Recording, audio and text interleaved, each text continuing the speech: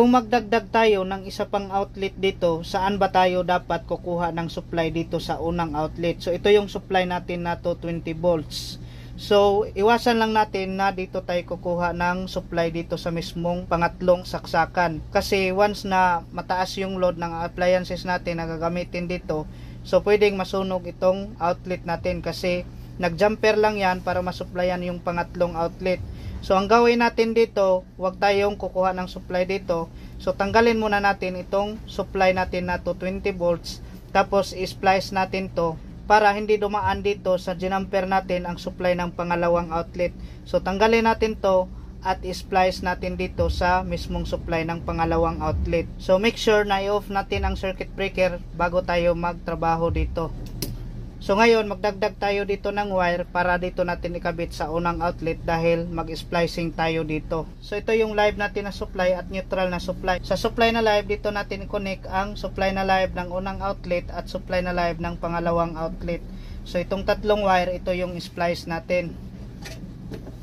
Next, dito naman tayo sa supply na neutral. Sa supply na neutral, dito natin i-connect ang supply na neutral ng unang outlet at supply na neutral ng pangalawang outlet. So itong tatlong wire, ito yung splice natin. Ngayon, lagyan na natin to ng electrical tape. So ngayon, ito na yung supply natin na 220 volts para sa unang outlet. So sa unang outlet, dito pa rin natin i-connect yan sa live na linya. So dito sa unang saksakan, connect natin dito. Next, sa supply na neutral, dito natin yan i-connect sa unang outlet dahil ito yung supply na neutral. So connect natin dito. Next, i-connect naman natin dito ang pangalawang outlet. So ito na yung supply natin na 220 volts. Ang supply na live, dito natin yan i-connect sa unang butas ng unang outlet. So connect natin dito. Next, ang supply na neutral, dito natin yan i-connect sa unang outlet dahil ito yung linya ng neutral. So connect natin dito. Next ay kabit na natin ang dalawang outlet natin dito sa utility box.